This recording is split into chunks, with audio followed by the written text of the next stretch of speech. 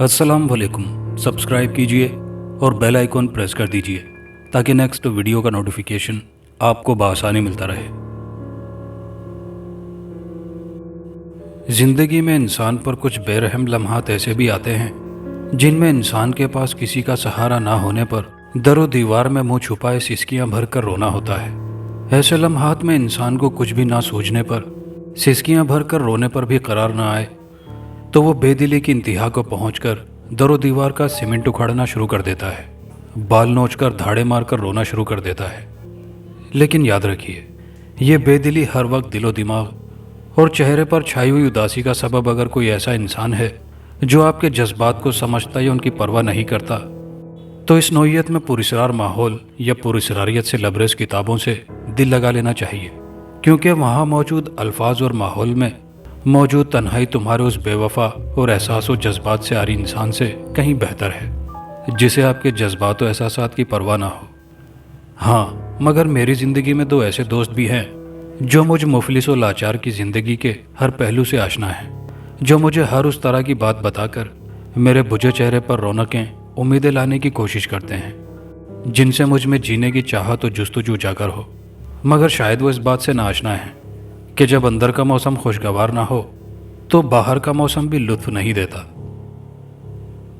मैं 22 बरस का था, मतलब अब से 3 बरस पहले, जब कॉलेज की ज़िंदगी को हमेशा के लिए खैरबाद कहा और वजह वालिद साहब की इस दुनिया से हमेशा के लिए आंखें मूंद लेने की थी, क्योंकि मेरे ज़ाती अखराजात के साथ साथ पढ़ाई के अखराजात उन्होंने ही उठा रखे थे।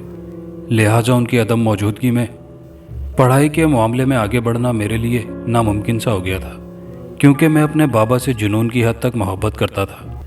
इस कदर कि जब मैं उन्हें सुबह सवेरे नमाज फजर के बाद खाना खाकर साइकिल पकड़े मजदूरी करने के लिए जाते देखता तो मेरा ज़मीर मुझ पर लान तान भेजना शुरू कर देता। लेकिन चूंकि मैं ज़ेर तालीम था, लिहाजा इसी बिना पर मैं कॉलेज से बाज़ औक़ात छुट्टी होने पर उनके हमरा साइकिल बजाते खुद चलाकर मजदूरी करने चला जाया करता था।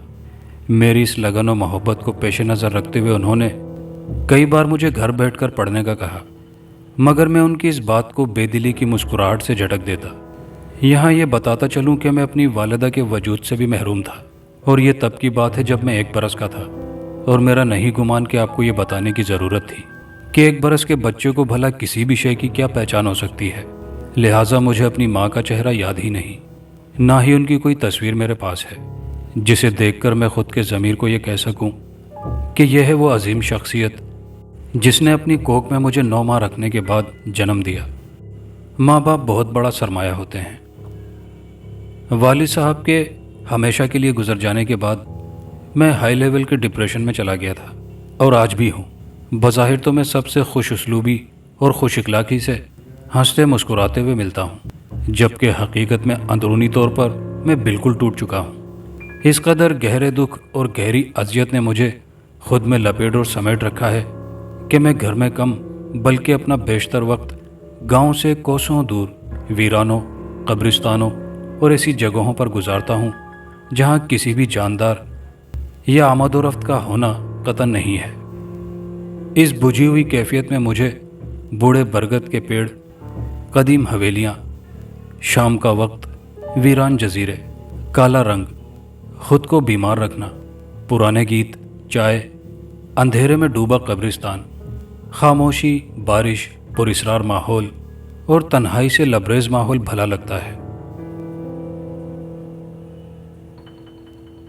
हमारे गांव के बीच से एक सड़क निकलती है जो 1 किलोमीटर दूर जाकर नहर से मिलती है।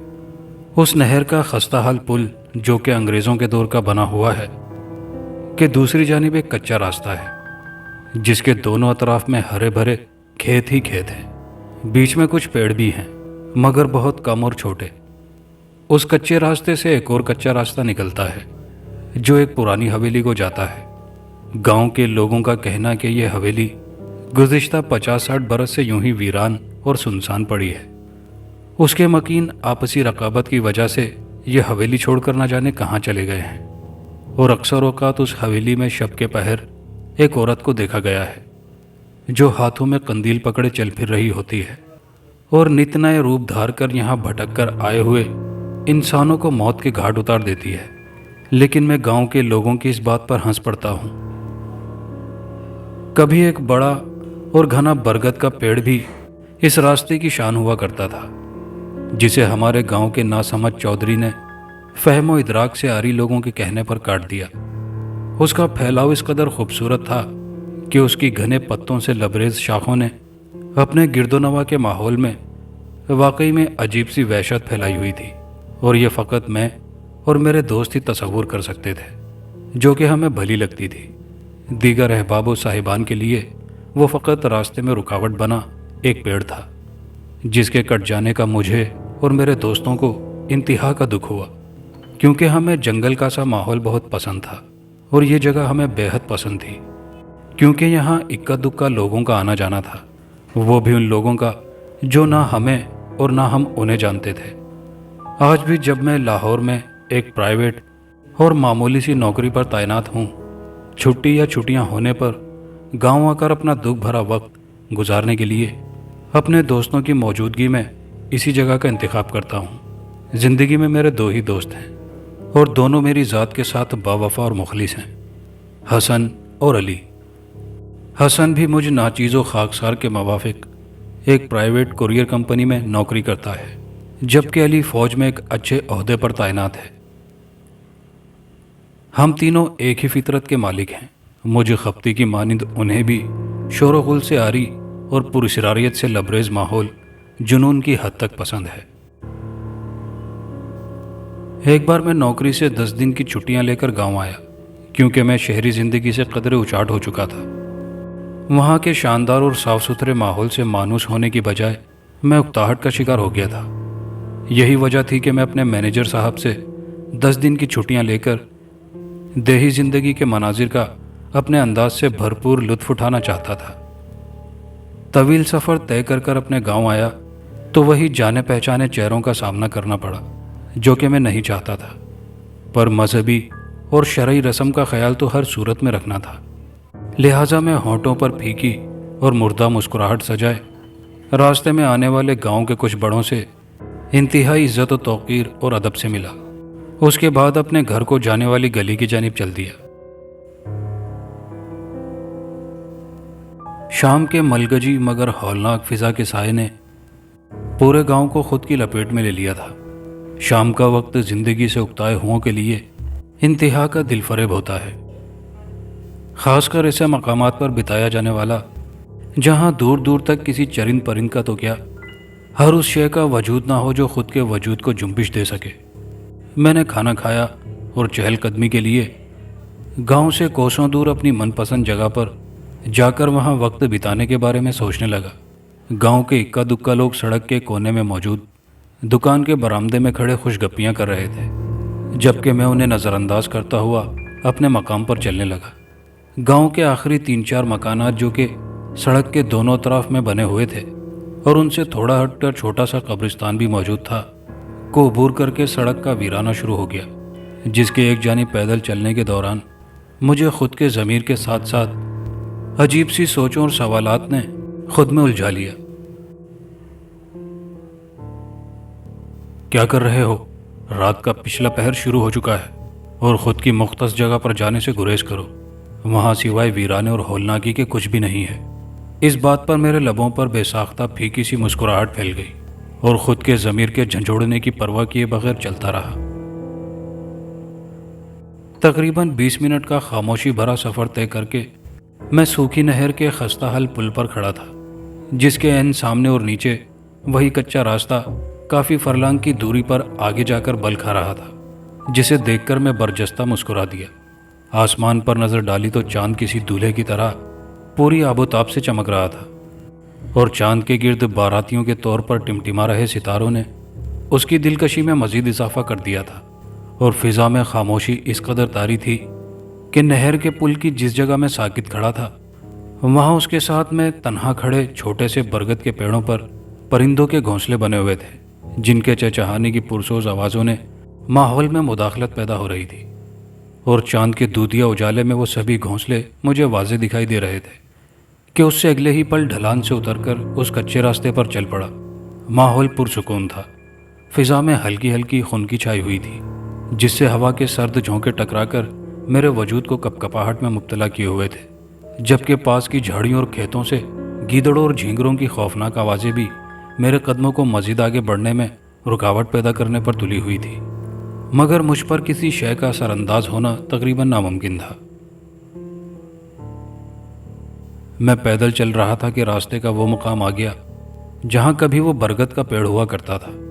قدرے قریب ہو کر میں نے دیکھا تو چاند کی دودھیا روشنی میں اس کا بہت بڑا تنا کٹا ہوا دکھائی دیا۔ اس کی اوپری سطح پر کلہاڑی اور آری کے نشانات کے ساتھ ساتھ سبزہ سا دکھائی دیا، جس سے میں فوراً سمجھ گیا کہ یہ ازسر نو پروان چڑھ رہا ہے۔ اس بات کا منہ بولتا ثبوت کھلی ہوئی کونپلیں تھیں۔ یہ گاؤں والوں کو آخر ان بیچارے پیڑوں سے اس قدر نفرت کیوں تھی؟ انہیں بھی اذیت ہوتی ہے۔ بے ساختہ میں زیر لب خود سے جھنجھلا کر بڑبڑایا اور آگے بڑھنے لگا تو راستہ مڑ کر اسی حویلی کی جانب جا رہا تھا جس کے بارے میں مشہور تھا کہ یہاں ایک عورت رہتی ہے جو انسانیت کے روپ میں شیطانیت کا لبادہ اوڑے ہوئے ہے۔ نہ جانے کیوں میرا دل و دماغ خوف سے محروم تھا۔ گاؤں سے کوسوں دور رات کی تاریکی میں اس ویرانے میں تنہا 50-60 برس پرانی حویلی کے گیٹ کے عین سامنے موجود تھا، جو سطح زمین سے تقریباً 4 فٹ فصیل کے اندر بحفاظت کھڑی تھی۔ میں نے رات کی گہری تاریکی میں عمارت کا صدر آہنی دروازہ کھولا، جو زنگ آلود ہونے کی وجہ سے خوفناک چرچراہٹ کے ساتھ کھلتا چلا گیا اور اندر داخل ہو گیا۔ گیٹ کھلنے کی آواز سے خاموش ماحول میں عجیب سا ارتعاش پھیل گیا۔ میں چھوٹے چھوٹے قدم اٹھاتا ہوا عمارت کے بہت بڑے احاطے میں آ گیا، جس کے ایک جانب باغیچہ تھا اور اس سے چند قدموں پر ایک بہت بڑا برگد کا پیڑ، جس کے پتے جھڑ چکے تھے اور برہنہ شاخیں انتہائی وحشتناک لگ رہی تھی، جبکہ باغیچے کا حال بھی کچھ زیادہ مختلف نہ تھا۔ وہاں موجود پھولوں کے پودے بھی نمی میسر نہ ہونے کی وجہ سے گل سڑ چکے تھے اور بہت بڑے احاطے میں برگد کے پیڑ کے بکھرے ہوئے پتے احاطے میں ہلکی ہلکی ہوا کے دوش پر اڑ کر ادھر ادھر حرکت کر رہے تھے۔ غرض یہ کہ حویلی کے داخلی ماحول نے مجھے خاصا حیرت میں ڈال دیا۔ احاطے میں کھڑے ہو کر چاند کی روشنی میں نے جیسے ہی عمارت کی پیشانی پر نگاہ ڈالی تو کئی برسوں سے کھڑی عمارت کی خوبصورتی مان پڑ چکی تھی۔ بارش اور تیز ہواؤں نے اس کی سفیدی اتار کر سیاہی مائل کر دی تھی، بلکہ حویلی کے کچھ در و دیوار میں تو سبزہ بھی اگ رہا تھا۔ بہرحال میں حویلی کے اندر جانے والے راستے، جو کہ 5 زینے چڑھ کر آتا تھا، کو دیکھا۔ اس کے اندر جا کر ہر کمرے کو بغور دیکھنے کا فیصلہ کر لیا۔ بے شمار کمروں میں داخل ہونے سے قبل ایک بہت بڑا اور طویل برآمدہ آتا تھا، جو چوڑے اور مضبوط ستونوں کی بنیاد پر کھڑا تھا، لہٰذا میں برآمدے میں ایک ستون کے ساتھ ٹیک لگا کر آرام کرنے لگا۔ باہر کا ماحول انتہا کا پرسکون تھا۔ فضا میں خنکی چھائی ہوئی تھی، جس سے ہوا کے جھونکے ٹکرا کر مجھے مدہوش کیے ہوئے تھے، جبکہ میرے اندر کا ماحول ایک دم سست اور بجھا ہوا سا تھا۔ بیٹھا بیٹھا ہی میں آنکھیں بند کیے انجانے سے خیالات میں کھو گیا۔ مجھے بیٹھے ہوئے کچھ ہی دیر گزری ہوگی کہ طویل راہداری نما برآمدے کے ایک جانب سے کسی کے کھلکھلا کر ہنسنے کی آواز میری سماعت سے ٹکرائی۔ آواز کے روپ سے صاف اندازہ لگایا جا سکتا تھا کہ نسوانی آواز تھی۔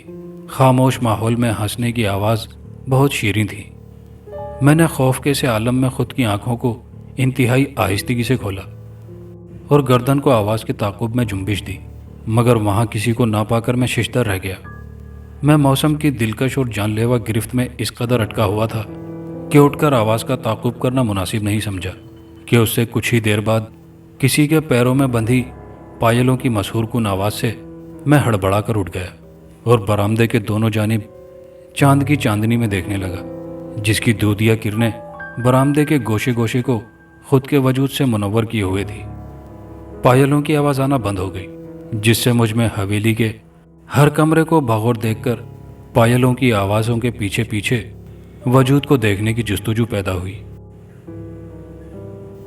میں نے اپنی جیب سے موبائل نکال کر اس کی ٹارچ آن کی اور دبے پاؤں آہٹ پیدا کیے بغیر ہر کمرے کی جانب قدم بڑھانا شروع کر دیے۔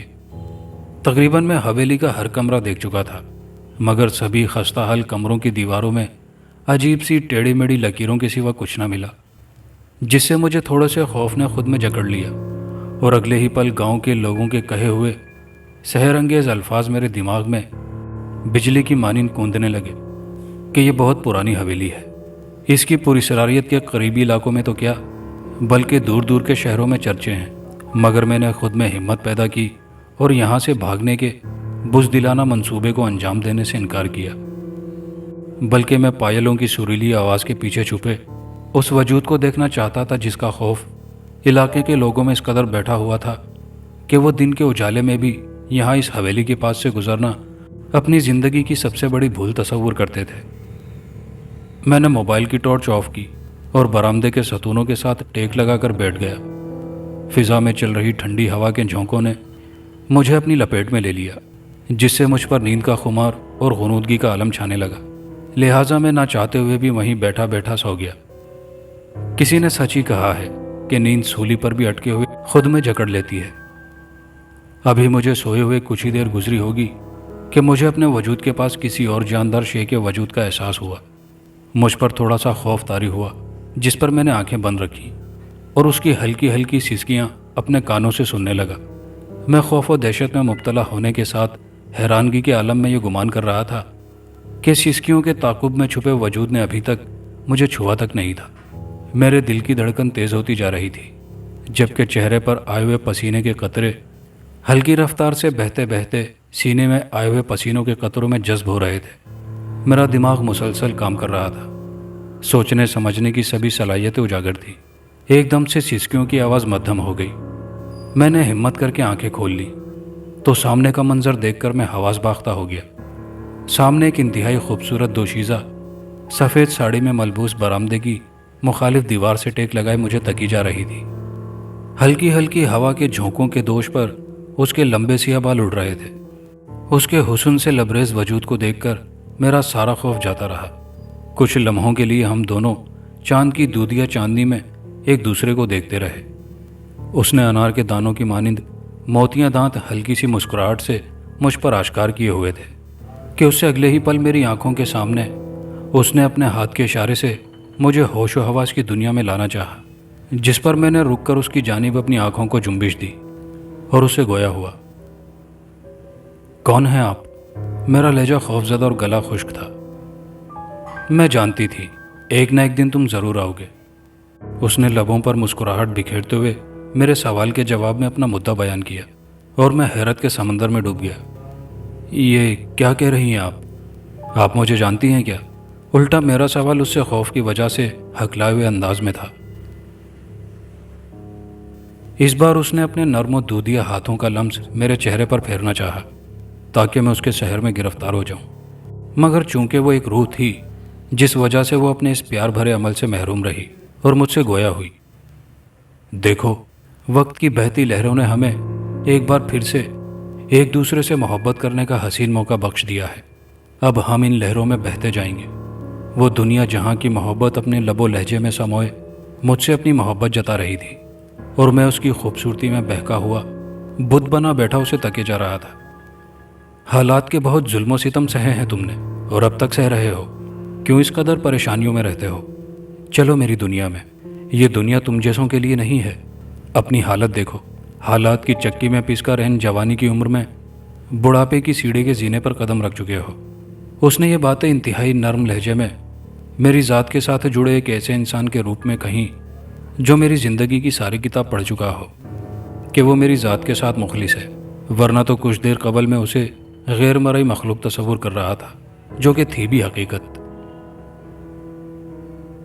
نہیں، میں تمہاری ذات کے علاوہ ہر اس انسان کے لیے ایک ایسی بھیانک روح ہوں جو برسوں سے اس حویلی میں بھٹک رہی ہے۔ وقت آنے پر تمہیں یہ حقیقت بھی بتا دوں گی، اور جو یہاں اس حویلی میں مجھ کو اکیلی پا کر اپنی غلط نیت کو پایہ تکمیل تک پہنچانے کی غرض سے آتے ہیں، ان کے لیے میں چلتی پھرتی موت ہوں۔ وہ میرا دماغ پڑ چکی تھی، جس سے میں حیرت زدہ نہیں ہوا، ڈرا بھی بالکل نہیں۔ میں تمہیں کچھ نہیں کہوں گی، اس نے محبت سے ٹکٹکی باندھے دیکھ کر کہا، جبکہ مجھے اس پر اعتماد آ گیا اور اس کے ہوائی وجود کے ساتھ ساتھ حویلی کے بہت بڑے احاطے میں چہل قدمی کرنے لگا۔ رات کا پچھلا پہر شروع ہو چکا تھا اور میں گاؤں سے کوسوں دور اس پراسرار حویلی، جہاں دن کے اجالے میں بھی گاؤں والے اس کے پاس سے گزرنے سے بھی ڈرتے تھے، کہ ایک بہت بڑے احاطے میں چاند کی چاندنی میں ایک ایسی روح کے ساتھ وقت بتا رہا تھا جو کئی برسوں سے یہاں بھٹک رہی تھی مگر وہ مجھ خپتی کی ذات کے ساتھ مخلص تھی، جبھی تو اس نے ابھی تک مجھے کوئی نقصان نہیں پہنچایا تھا، ورنہ تو دن کے اجالے میں بھی اس حویلی کے آس پاس بھٹکنا خود میں ایک بہت بڑا چیلنج تصور کیا جاتا تھا۔ لیکن مجھ پر خوف و دہشت نام کی کوئی شے اثر انداز ہونے سے یکسر قاصر تھی۔ ہم احاطے میں بکھر کر ہوا کے دوش پر حرکت کر رہے برگد کے پیڑ کے خشک پتوں کو رونتے ہوئے چہل قدمی کر رہے تھے، جن پر پاؤں آتے ہی سرسراہٹ کی آواز سے ماحول میں عجیب سی وحشت چکرانے لگتی، مگر ہم ان کی پرواہ کیے بغیر متواتر چلتے جا رہے تھے۔ میں تمہاری راہ میں پلکیں بچھائے ہر روز تمہارا انتظار کرتی تھی، اور میرا دل کہتا تھا کہ ایک نہ ایک دن تم ضرور آؤ گی۔ وہ مجھ سے گویا ہوئی، جس پر میں نے اپنے لبوں پر ایک پزمردہ سی مسکراہٹ بکھیر دی، اور وہ مجھے لیے اسی برگد کے پیڑ جو کہ حویلی کے بہت بڑے احاطے کے وسط میں اپنے انتہائی خوفناک پھیلاؤ کے ساتھ ساتھ پتوں سے آری وجود لیے کھڑا تھا، کہ چبوترے پر بیٹھ گئی۔ تمہیں اس حویلی کی پوری سراریت سے خوف نہیں آیا، جبکہ تم اپنے گاؤں کے لوگوں سے اس حویلی کے بارے میں بہت سی ڈراؤنی باتیں سن چکے ہو؟ وہ اپنے ہونٹوں پر ہلکی سی مسکراہٹ سجائے گویا ہوئی۔ نہیں، جسے زندگی کے بے رحم حالات کی مار پڑ چکی ہو، اسے زندگی کے ساتھ ساتھ خود کے وجود سے اس قدر نفرت ہو جاتی ہے کہ وہ خودکشی کے متعلق سوچنے لگتا ہے۔ مجھے ویسے بھی ان جگہوں پر وقت بتانا اچھا لگتا ہے۔ گاؤں کے لوگوں کے لیے یہ حویلی پوری سراریت کی علامت ہوگی، میرے جیسوں کے لیے نہیں۔ میں نے پزمردہ چہرے سے اسے تفصیل سے آگاہ کیا، جس پر حیرت سے وہ مجھے تکتی رہ گئی۔ وقت کی مار واقعی بڑی کٹھور ہوتی ہے۔ یہ ایک بار جس کو پڑ جائے وہ دوبارہ اٹھ کر پھر سے پہلے کی طرح چلنے کے قابل قطعی نہیں رہتا۔ کم عمری میں تم نے زندگی کے جن حالات کا سامنا کیا اور کر رہے ہو، اس سے میں بخوبی واقف ہوں۔ میری دنیا میں لوٹ آؤ، جہاں نہ غم ہے نہ ایسے چہرے جنہیں دیکھ کر تم پھر سے کوفت کا شکار ہو جاؤ۔ لوٹ آؤ نا۔ وہ ہر حال میں مجھ کو اپنے ساتھ لے جانا چاہتی تھی۔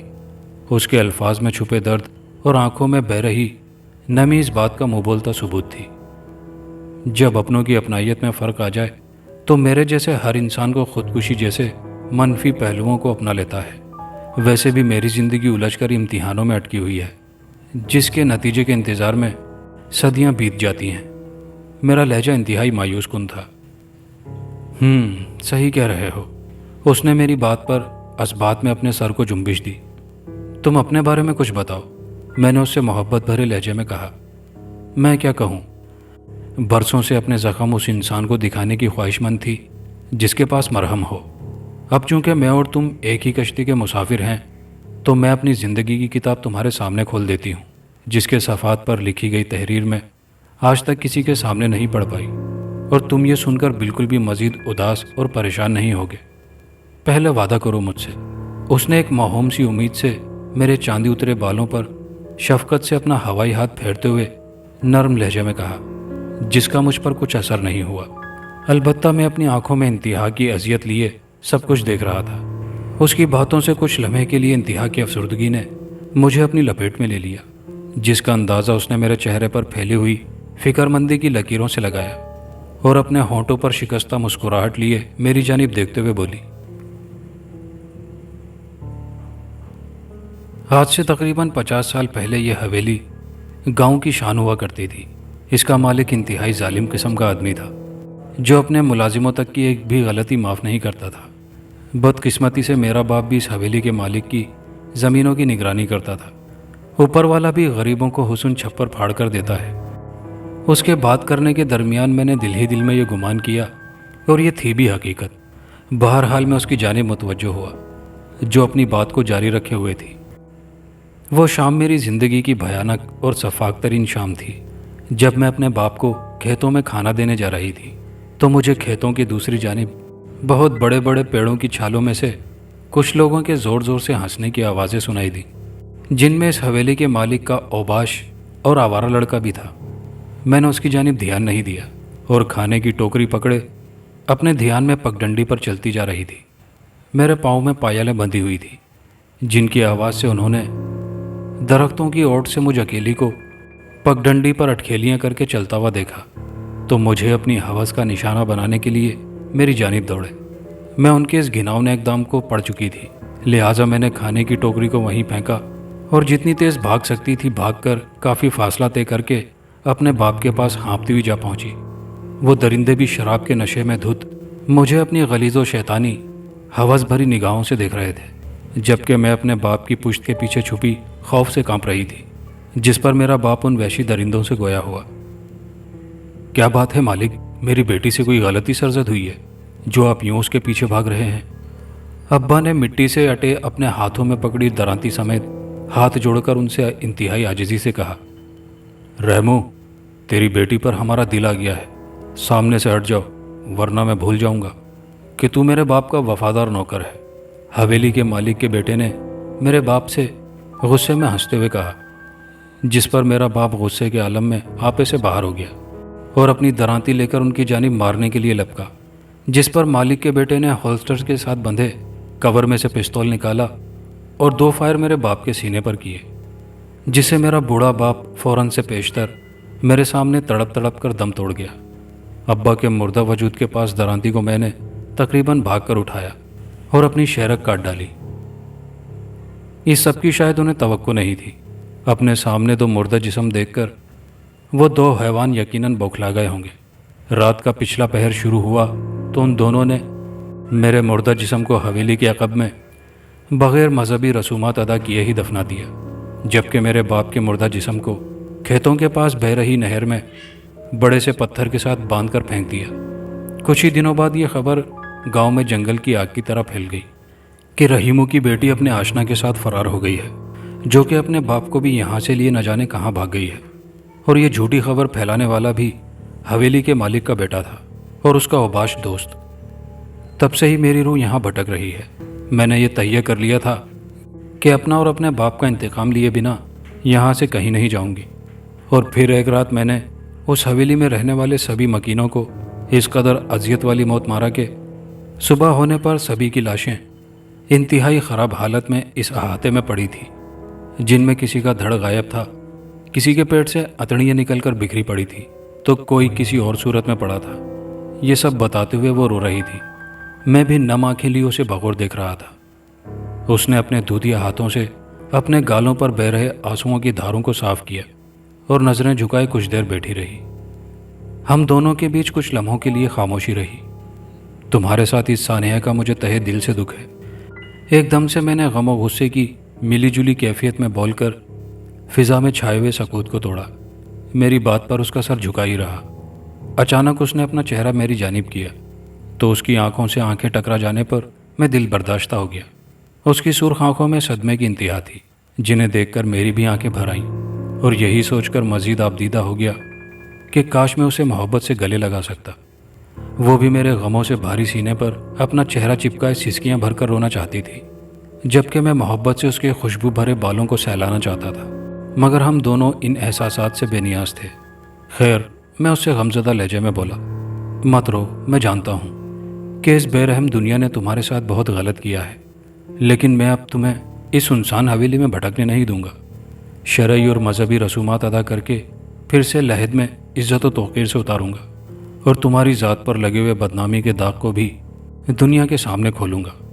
آنکھوں میں آنسو لیے میں نے کپ کپاتے ہوئے لہجے میں اس سے کہا۔ میرے جذبے کو دیکھ کر وہ اپنی نم آنکھوں سے مجھے تکنے لگی اور بولی، کیوں میری ذات کی وجہ سے تم ان بے حس لوگوں سے بھڑ رہے ہو؟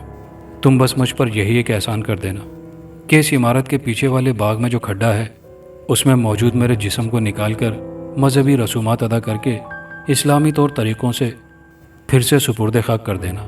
اس نے روتے ہوئے التجائیہ لہجے میں مجھ سے کہا، اچھا ٹھیک ہے، تم اب رو مت، میں ایسا ہی کروں گا۔ زندگی بھی مجھ جیسوں کو نتنا امتحانوں میں جھونکے بنا چین سے نہیں بیٹھتی۔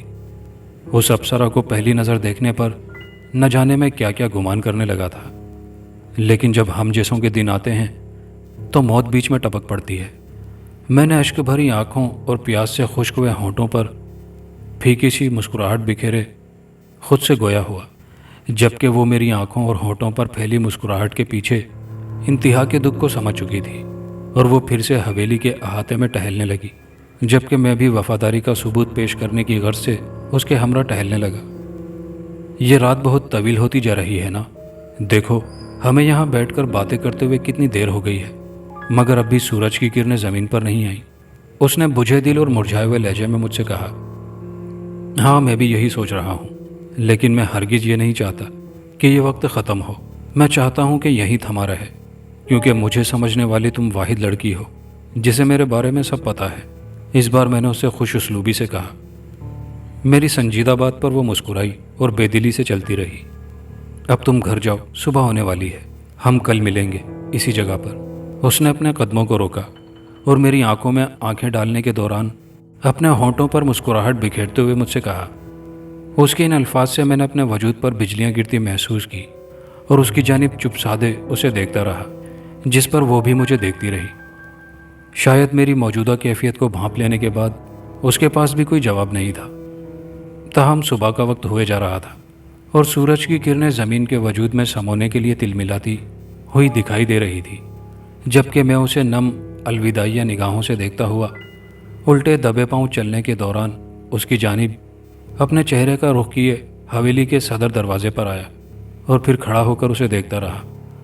وہ بھی حویلی کے کسی کمرے میں جانے کے دوران پیچھے مڑ کر کنکھیوں سے مجھے دیکھتی اور میں مزید اداس ہو جاتا۔ بہرحال اس نے برآمدے کی سیڑھیاں عبور کی اور ایک کمرے میں روپوش ہو گئی، اور میں اپنا تھکا ہارا دل لیے بوجھل قدموں کے ساتھ واپس گاؤں لوٹ آیا اور آ کر اپنے کمرے کا دروازہ اندر سے بند کر کے بستر پر لیٹ کر رات بھر اس کے ساتھ بتائے جانے والے لمحات کے بارے میں سوچنے لگا۔ زندگی کی کچھ حقیقتیں اور سانحات کس قدر دل فریب ہوتے ہیں، گزری رات کے حسین لمحات میں قطعی بھلانا نہیں چاہتا تھا۔ البتہ موت سے پہلے ابھی مجھے اپنے کمرے میں لیٹ کر اس دوشیزہ کے ساتھ بتائے جانے والے غمناک لمحات کے بارے میں سوچتے ہوئے کچھ ہی دیر گزری ہوگی کہ دروازہ کھٹکنے کی آواز سے میں ہڑبڑا کر اٹھ گیا۔ میں نے تیزی سے دروازہ کھولا تو سامنے بھابھی کھڑی تھی۔ مجھے دیکھتے ہی سوالات کا پہاڑ مجھ پر ٹوٹ پڑا، جبکہ میں نے ٹال مٹول کر کے سونے کا بہانہ بنا لیا اور وہ چلی گئی۔ میں نے دروازہ اندر سے بند کیا اور پھر سے اپنے بستر پر دراز ہو گیا اور اس کے بارے میں سوچنے لگا، لیکن اس بار اس کے ساتھ بتائے جانے والے لمحات کے بارے میں کم مگر رات ہونے کے بارے میں زیادہ سوچنے لگا کہ کب رات ہو اور میں پھر سے حویلی جا کر اس کے ساتھ ڈھیروں باتیں کروں اور وقت بتاؤں۔ شام کا وقت ہوا تو اندھیرے کے گہرے سایوں نے میرے گاؤں کو اپنے خوفناک پروں میں سمیٹنا شروع کر دیا، جبکہ میں اپنی مطلوبہ جگہ پر جا کر اس دوشیزہ سے ڈھیروں باتیں کرنے کے لیے بے چین بڑے بڑے قدم اٹھاتا ہوا اس حویلی میں جا پہنچا۔ حویلی کے بہت بڑے احاطے کے وسط میں لگے اسی برگد کے چبوترے پر بیٹھ کر اس کا انتظار کرنے لگا۔ چبوترے پر بیٹھ کر ہر کمرے کو بغور دیکھتا کہ کب وہ آئے اور میری پیاسی نگاہوں کو 2 گھڑیاں اس کے دیدار کی جھلکیاں نصیب ہوں۔ چبوترے پر بیٹھ کر اس کا انتظار کرتے ہوئے مجھے کافی دیر ہو گئی۔ میں نے اپنی جیب سے موبائل نکال کر وقت دیکھا تو 12 بجے کے قریب تھا۔ میں نے اپنے آس پاس نگاہ دوڑائی تو فضا میں پھیلی ہوئی خاموشی اور اندھیرے کے سوا کچھ دکھائی نہ دیا۔ میں بے دلی سے چبوترے سے اٹھا اور جیبوں میں ہاتھ ڈالے اکیلا ہی احاطے میں بکھرے برگد اور دیگر پیڑوں کے پتوں کو کچل کر دبے پیر چلنے لگا۔ میرا دل اس بات سے انکاری تھا کہ وہ نہیں آئے گی۔ مجھے کچھ بھی اچھا نہیں لگ رہا تھا۔ اس کی غیر موجودگی میں ہر گزرتا لمحہ میرے اندر کسی کانٹے کی طرح چبھ رہا تھا۔ میں ہر کمرے کو دیکھ کر انتہائی افسردگی کے عالم میں بڑبڑایا، جہاں سوائے گہری تاریکی کے کچھ نہیں تھا۔ میں نے آسمان پر دیکھا، جہاں چاند کے گرد بادلوں کے آثار واضح دکھائی دینے لگے، جس سے میں سمجھ گیا کہ مطلع ابر آلود ہونے والا ہے۔ مگر میں اس دوشیزہ سے ملے بغیر واپس کسی صورت بھی نہیں جانا چاہتا تھا۔ نہ جانے کیا سبب تھا، شاید وہ میرے دل و دماغ کو اپنا گرویدہ کر چکی تھی۔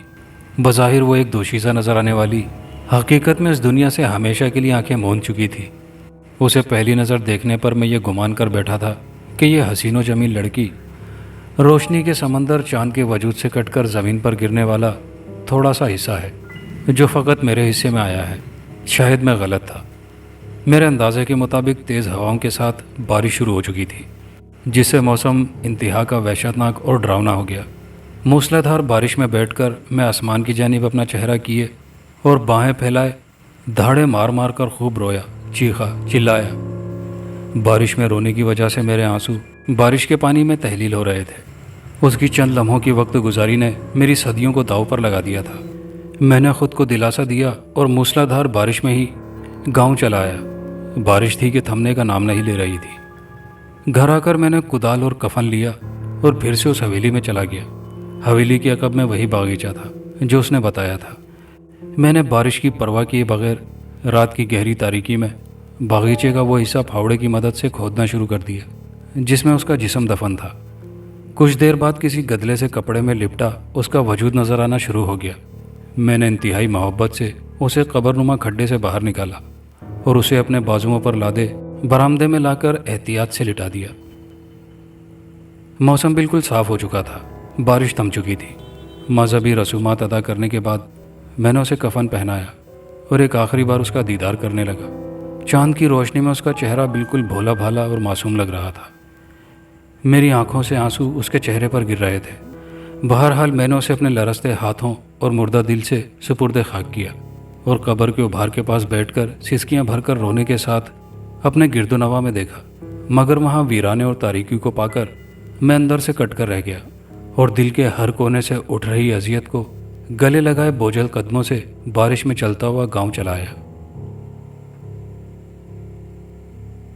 گھر آ کر میں بے چینی اور غمزدہ حالت میں بستر پر پڑے کروٹیں بدلتا رہا اور صبح ہوتے ہی گاؤں کے چودھری کے ساتھ کچھ معزز لوگوں کو میں نے حویلی میں ہوئے اس ثانیے کے متعلق بتا دیا جو اس کے ساتھ ہوا تھا، جس پر انہوں نے مجھ سمیت وہاں موجود دیگر لوگوں سے افسوس کا اظہار کیا۔ رحمو چاچا کی روح کے ساتھ ساتھ اس کی بیٹی کو بھی ایصال ثواب کے لیے ہاتھ اٹھا کر دعائیں مانگنے لگے۔ آج بھی میرا معمول ہے، میں ہر روز رات کے پہر اس حویلی میں جا کر اس کی قبر کے ساتھ ڈھیروں باتیں کرتا ہوں۔ تہے دل سے کسی کے ساتھ کی گئی محبت انسان کو وہ کچھ کرنے پر مجبور کر دیتی ہے جو انسان نے کبھی سوچا بھی نہیں ہوتا، مگر میں اندر سے بجھ چکا ہوں اور نہ جانے کب تک ہجر کا دکھ مجھے اندر ہی اندر دیمک کی طرح کھاتا رہے گا اور ایک نہ ایک دن اس دنیا کو ہمیشہ کے لیے خیر بات کہہ دوں گا۔ دوستو، کہانی اچھی لگی ہو تو ویڈیو کو لائک شیئر ضرور کیجیے گا، کمنٹ باکس میں اپنی رائے کا اظہار کیجیے گا اور چینل پر نئے آنے والے دوستوں سے گزارش ہے کہ چینل کو لازمی سبسکرائب کر لیجیے۔ شکریہ۔